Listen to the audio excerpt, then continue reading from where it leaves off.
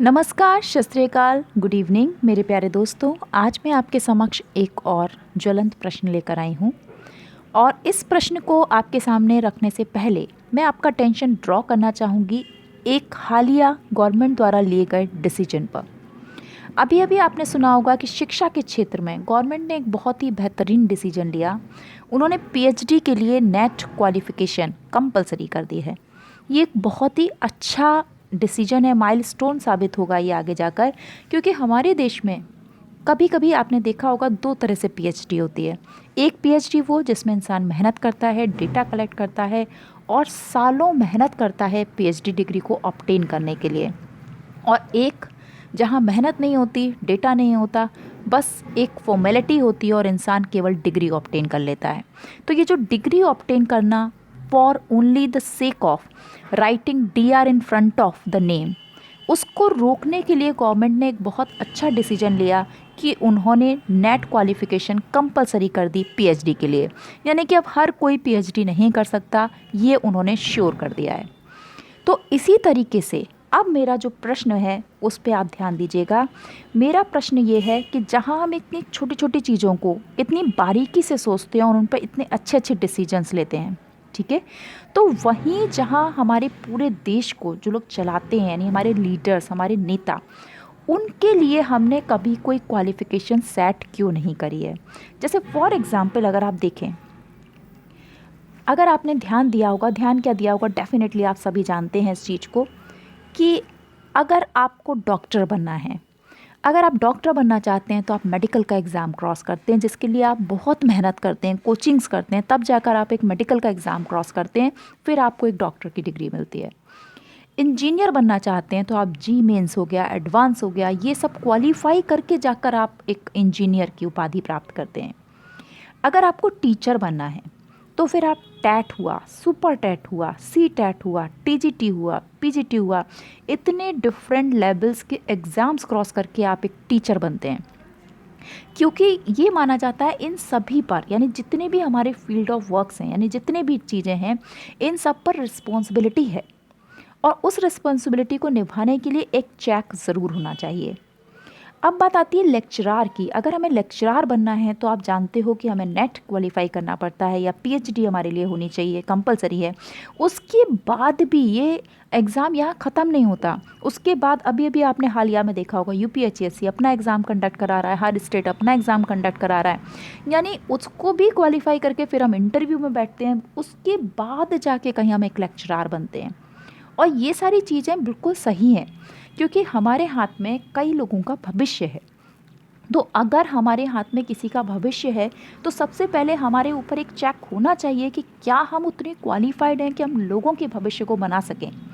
जैसे एक डॉक्टर है, उसके हाथ में जीवन होता है, तो अगर उसके हाथ में जीवन है तो उसके लिए क्वालिफाइड होना बहुत इंपॉर्टेंट है। इसी तरह से इंजीनियर्स ये पुल बनाते हैं, अगर ये कुछ ख़राब काम करेंगे तो लोगों को अपनी जान तक गंवानी पड़ जाती है।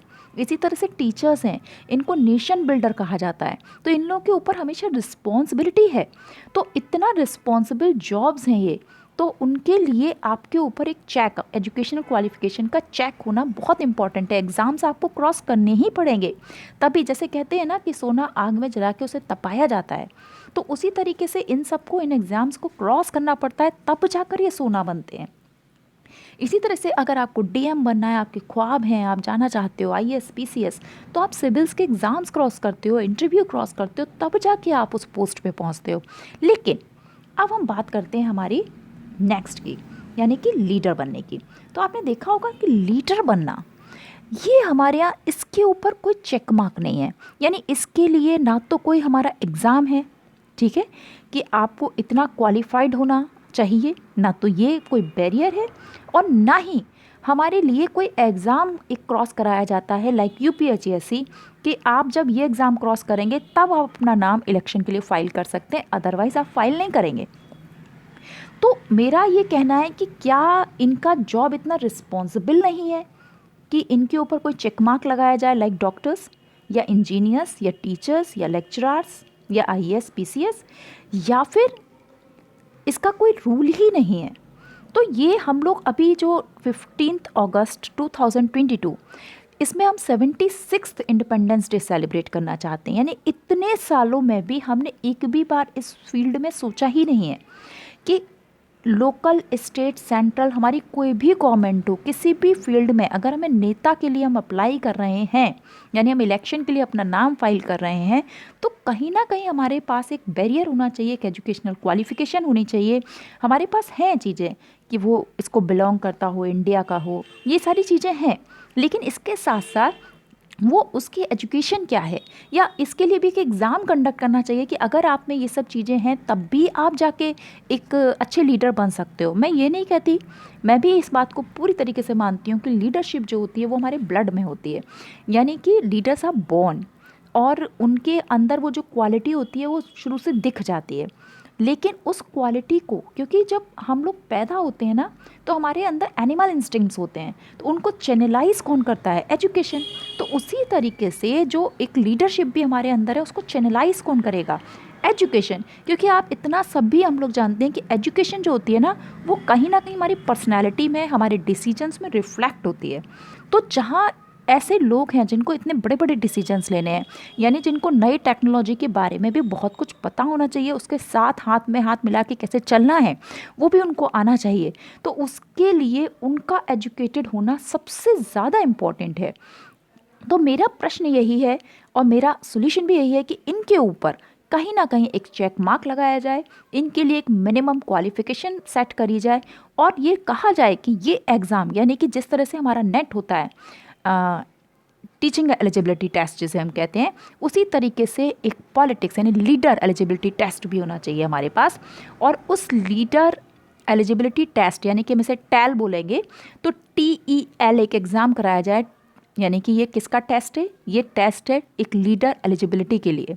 तो उसके क्वालिफाई करने के बाद ही आप अपना नाम इलेक्शन में दे सकते हैं। तो ये मेरा पॉइंट है। अगर आप इससे सहमत हो तो प्लीज़ लाइक बटन दबाइए और अपने व्यूज़ को एक्सप्रेस कीजिए। Thank you so very much for listening me. Thank you and have a nice day.